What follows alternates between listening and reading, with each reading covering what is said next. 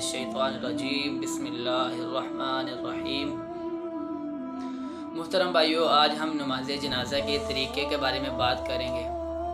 अक्सर लोग उनको नमाज जनाजा के तरीक़े के बारे में कुछ नहीं पता, वो कुछ नहीं जानते, ना ही उसकी दुआएं उनको याद होती हैं, ना ही उसके तरीक़े के बारे में पता है कि कौन सी तकबीर के पहली तकबीर के बाद क्या पढ़ना है। उसके तरीक़े में बिल्कुल वो गाफिल हैं।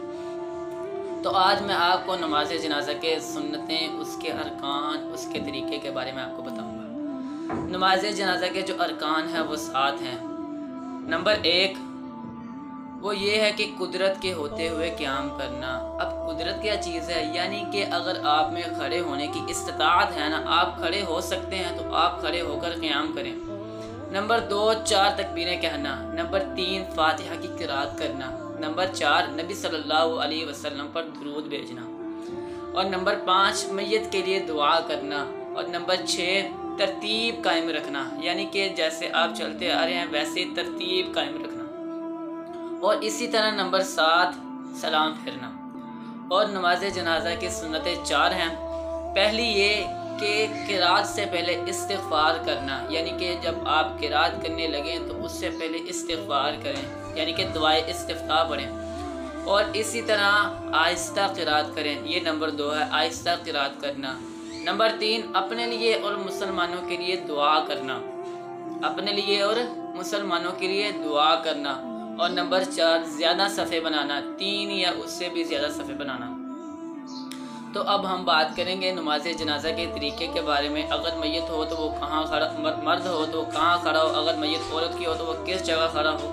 इसी तरह अगर मैयत मर्द की है तो वो उसके सर के सामने खड़ा होगा, यानी कि जो यहाँ पे उसका सर है ना वहाँ पर वो खड़ा होगा।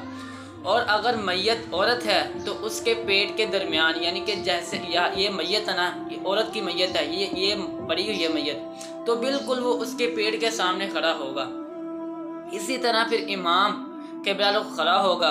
क़िबला रुख खड़ा होने के बाद बाकी जो पीछे मुक्तदी हैं वो बिल्कुल नमाज की तरह पीछे सफ़े बना लेंगे। नमाज की तरह सफ़े बनाकर इमाम अल्लाहु अकबर पहली तकबीर कहेगा। पहली तकबीर के बाद दुआए इस्तिफ़्ताह, आऊज़ बिल्लाह, बिस्मिल्लाह, सूरह फातिहा की क़िराअत। फिर उसके बाद कोई छोटी सूरत पढ़कर दूसरी तकबीर कहेगा। दूसरी तकबीर पढ़ने के बाद नबी सल्लल्लाहु अलैहि वसल्लम पर दुरूद भेजेगा। जैसा कि आखिरी तशहद में दुरूद पढ़ा जाता है वैसे ही वो दुरूद पढ़ेगा दूसरी तकबीर के बाद। दुरूद पढ़ने के बाद वो तीसरी तकबीर कहेगा। और तीसरी तकबीर पढ़ने के बाद वो मैयत के लिए दुआएं करेगा। और दुआएं करने के बाद चौथी तकबीर कहेगा। फिर चौथी तकबीर के बाद वो सलाम फेर देगा। अब इनकी जो दुआएं हैं वो उनके बारे में मैं आपको बतलाता हूँ। अगर मैयत मर्द की है तो आप पढ़ेंगे अल्लाहुम्मा अग़फ़िर लहू वरहमहू वआफ़िही वअफ़ु अन्हु वअकरिम नुज़ुलहू ववस्सिअ मुदख़लहू वग़सिलहू बिलमाइ वस्सल्जि वलबरद वनक़्क़िही मिनल ख़ताया कमा नक़्क़ैत अस्सौबल अब्यद मिनद दनस वअब्दिलहू दारन ख़ैरन मिन दारिह वअहलन ख़ैरन मिन अहलिही वज़ौजन ख़ैरन मिन ज़ौजिही वअदख़िलहुल जन्नत वअइज़हु मिन अज़ाबिल क़ब्रि औ मिन अज़ाबिन नार। और इसी तरह जो दूसरी दुआ है अल्लाहुम्मा अग़फ़िर लि हय्यिना व मय्यितिना व शाहिदिना व ग़ाइबिना व सग़ीरिना व कबीरिना व ज़करिना व उन्साना अल्लाहुम्मा मन अह्यैतहु मिन्ना फ़अह्यिही अलल इस्लाम व मन तवफ़्फ़ैतहु मिन्ना फ़तवफ़्फ़हु अलल ईमान अल्लाहुम्मा ला तहरिमना अजरहु व ला तफ़्तिन्ना बअदह अल्लाहुम्मा ला तहरिमना अजरहु व ला तुज़िल्लना बअदह। अगर मैयत औरत की है तो आप जो मैंने ज़मीर मुज़क्कर की लगाई है, जैसे कि अल्लाहुम्मा अग़फ़िर लहू, अगर मैयत औरत की है तो आप अल्लाहुम्मा अग़फ़िर लहा वरहमहा, आप हा की ज़मीर लगाएंगे। मैयत अगर मर्द की है तो हू पढ़ा जाएगा, अगर मैयत औरत की है तो अल्लाहुम्मा अग़फ़िर लहा वरहमहा पढ़ा जाएगा। और इसी तरह अगर बच्चा फोत हुआ है तो आप उसकी जगह दुआ करेंगे अल्लाहुम्मा जअलहु ज़ुख़रन लिवालिदिही व फ़रता वाजरम व शफ़ीअन व मुजाबा। और इसी तरह अगर बच्ची है तो आप अल्लाहुम्मा जअलहा पढ़ेंगे, यानी कि आप ज़मीर को बदल देंगे। ये दुआएं हैं जो मैयत के लिए दुआएं की जाती हैं तीसरी तकबीर के बाद। फिर तीसरी तकबीर के बाद ये दुआएं पढ़कर चौथी तकबीर के बाद सलाम फेर दिया जाता है।